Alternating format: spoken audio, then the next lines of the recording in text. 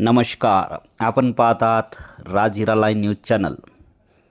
उमरखेड तालुक्यामध्ये रेती घाटाविषयी इलेक्ट्रॉनिक्स मीडियाचे सल्लागार डॉक्टर अंबेजोगाईकर यांनी पत्रकार परिषद घेऊन जनतेच्या समोर रेती घाटाविषयी व रेती माफिया विरोधात सरकारी कर्मचारी व शासनाचे उदासीन धोरण दिसत आहे. डॉक्टर अंबेजोगाईकर यांनी रेती घाटाविषयी अत्यंत चिकित्सक वर्णन या परिषदेमध्ये केलेले आहे. पाहूया त्यांच्या प्रतिक्रिया. नमस्कार. इलेक्ट्रॉनिक्स मीडिया संघटनेच्या प्लॅटफॉर्मवर आपलं सर्वांचं स्वागत.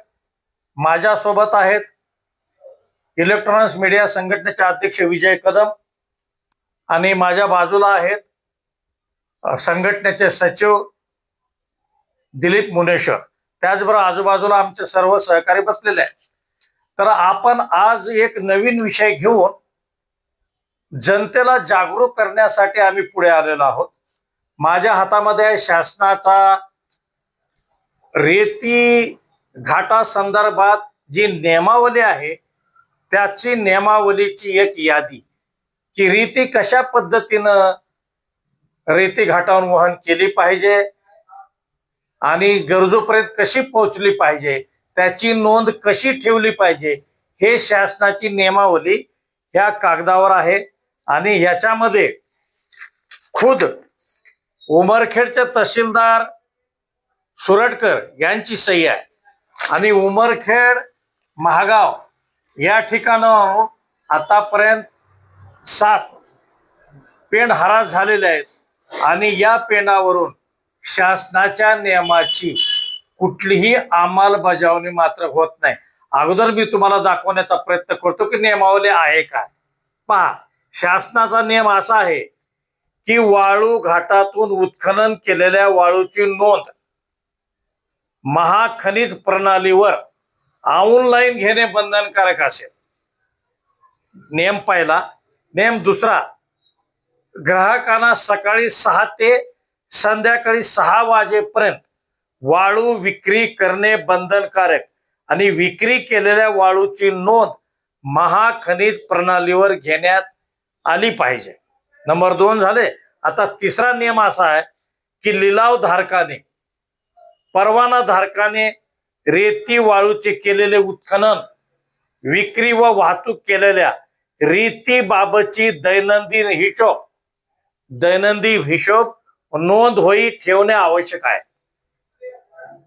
जागेवर ही नोंद वही व इतर हिशोब कागदपत्रे जिल्हा खनिकर्म अधिकारी, खनिकर्म निरीक्षक, महसूल अधिकारी, मग त्याच्यामध्ये तलाठी असेल, ग्रामसेवक असेल, जे कोणी असतील, महसूल अधिकारी, तसेच जिल्हा अधिकारी व भूविज्ञान, लक्षात घ्या, भूविज्ञान व खनिकर्म संचालनालयातील निरीक्षक करणाऱ्या अधिकाऱ्यांना उत्खननाच्या जागेवर उपलब्ध करून देण्यात येईल.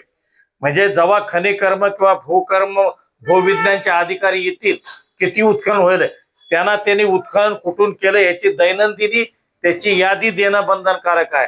चौथा नियम, वाळूची वाहतूक करताना वाळूतील जी वाळू ताडपत्रीने झाकणे आवश्यक आहे. म्हणजे एखादं वाहन जर वाळू घेऊन जात असेल, ट्रॅक्टर असेल, टिप्पर असेल किंवा ते हायवा असेल, तर असे वाहने ज्याच्यामध्ये रेती आहे असे वाहने झाकून नेणे बंधनकारक आहे. नाहीतर त्याच्यावर सुद्धा दंडात्मक कारवाई करण्याचे अधिकार शासनाला आहेत.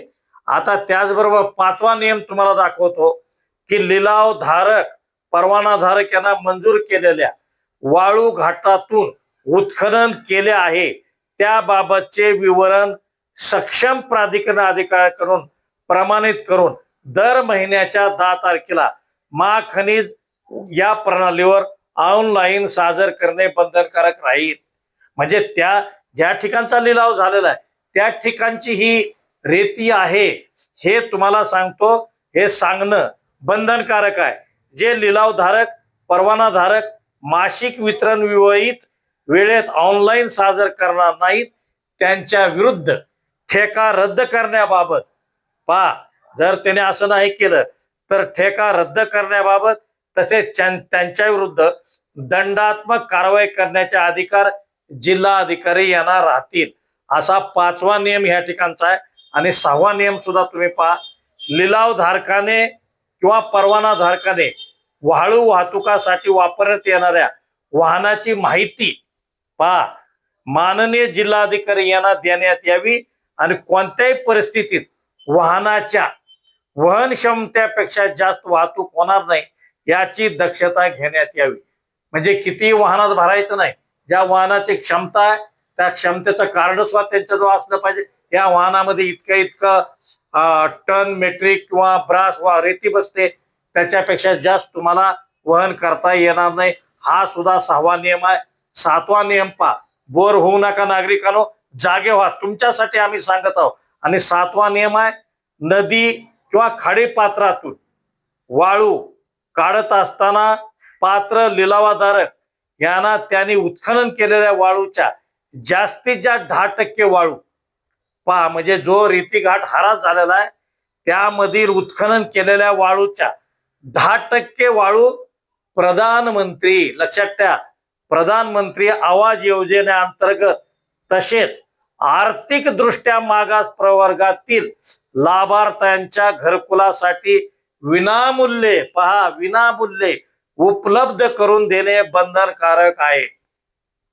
पहा, रेती घाट जरी एखाद्याने घेतलेला असला तरी प्रधानमंत्री आवास योजनेसाठी 10% जी वाळू आहे ते आर्थिक दृष्ट्या दुर्बल लाभार्थ्यांना विनामूल्य उपलब्ध करून देणे बंधनकारक आहे, हा सुद्धा नियम आहे.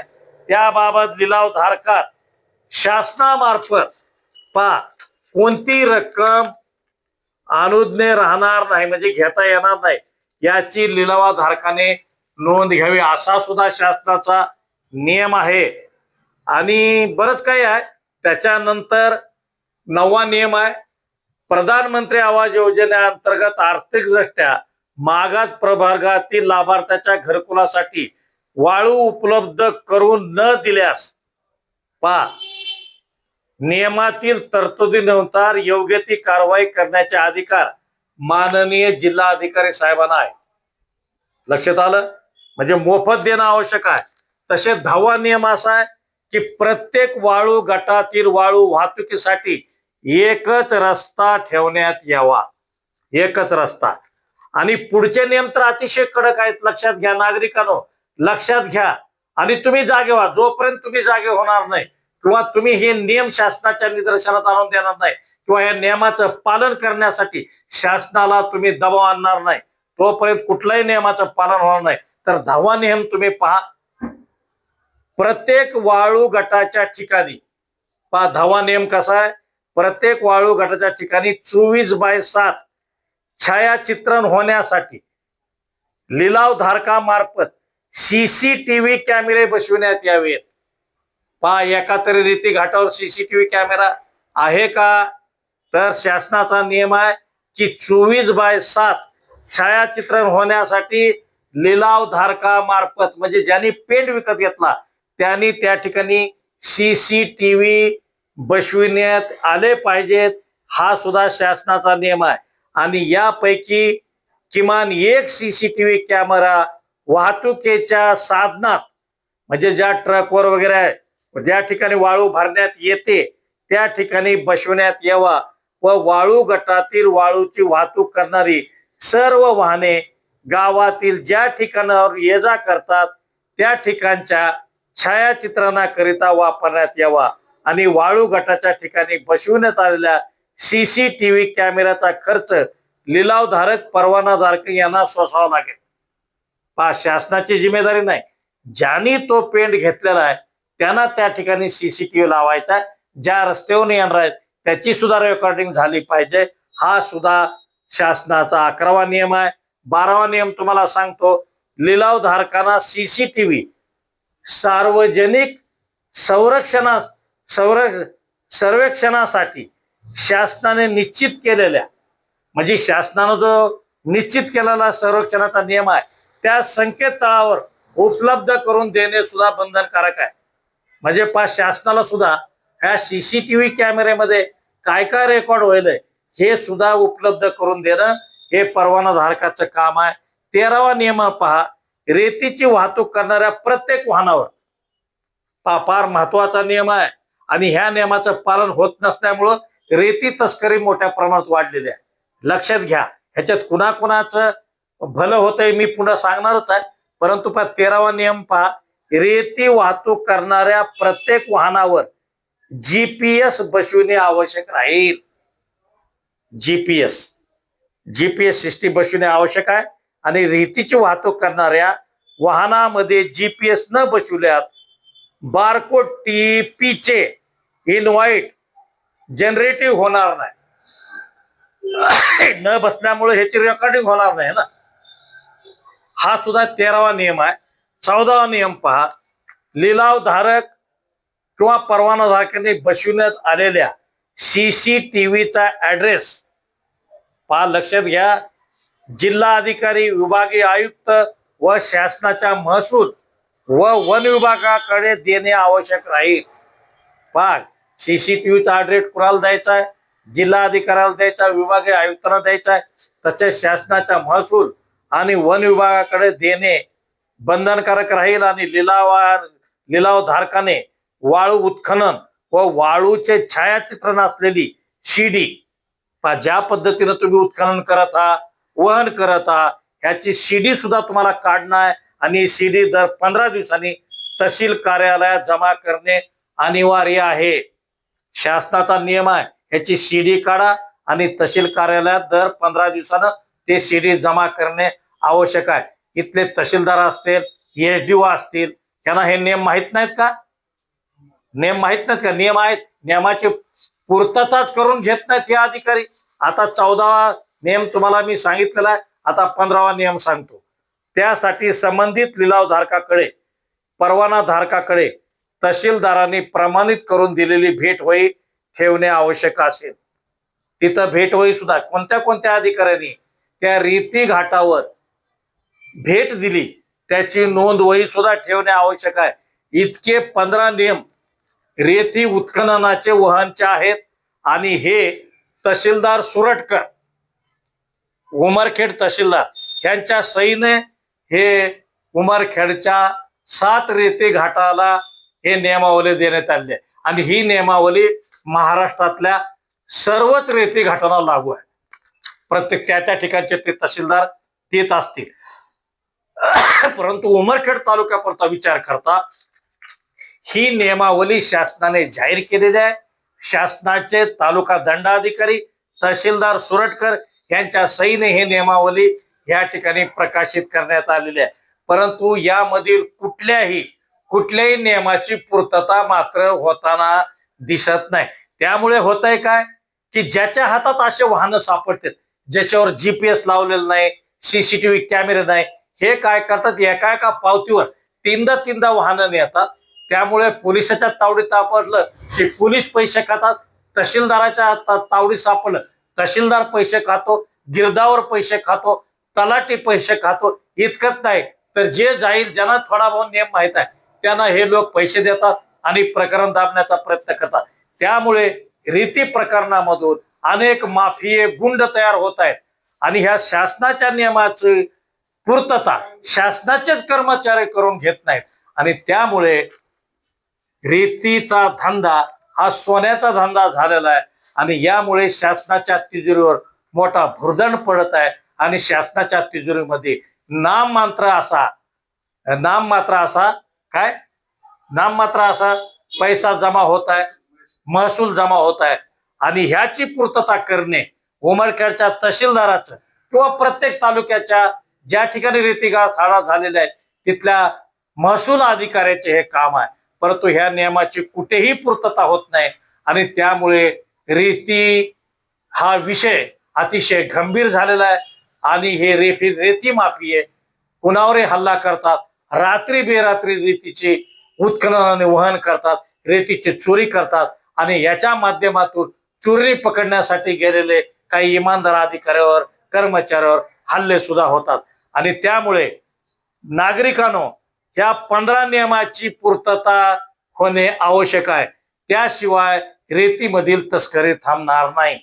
माझा प्रश्न आहे प्रशासनाला, जिल्हा अधिकाऱ्यांना, उमरखेडचे उपविभागीय अधिकारी सकाराम मुळे यांना, त्याचबरोबर उमरखेडचे तहसीलदार सुरटकर यांना, काय साहेब तुम्हाला हे नियमावली माहित नाही? हे नियमावली माहित नाही जी तुमच्या सहीने हे जनतेच्या समोर आलेले आहे? ही नियमावली तुम्हाला माहित नाही? या 15 नियमापैकी तुम्ही किती नियमाची पूर्तता करता हे तुम्ही जनतेला सांगा. एकाही नियमाची पूर्तता होत नाही आणि त्यामुळे रेती तस्करी ही वाढलेली आहे आणि याला केवळ आणि केवळ रेती तस्कर जबाबदार नाहीत, तर शासनाचे कर्मचारी सुद्धा रेती तस्करीमध्ये जबाबदार आहेत असं मला वाटतं. तर नागरिकांनो, तुम्ही जागे व्हा आणि आपल्या हक्क अधिकारासाठी रस्त्यावर या आणि आपला हक्क अधिकार पूर्ण करण्यासाठी शासनाच्या ह्या कामचोर कर्मचाऱ्याला नियमामध्ये वागण्यासाठी तुम्ही कटिबद्ध व्हा. माझ्यासोबत माझे सर्व सहकारी, इलेक्ट्रॉनिक्स मीडियाचे सर्व सहकारी आहेत आणि आम्ही हे जनतेला जाग करण्यासाठी ही माहिती आपणापर्यंत पोहोचवत आहोत. ही माहिती जर तुम्हाला योग्य आणि चांगली वाटत असेल तर ही आमची माहिती तुम्ही इतरांसोबत शेअर करा, पाठवा आणि जनतेला जागा करण्याचा प्रयत्न करा. पुन्हा भेटूया आपण नव्या विषयासह. तोपर्यंत नमस्कार. जमलं, लावा पंखा.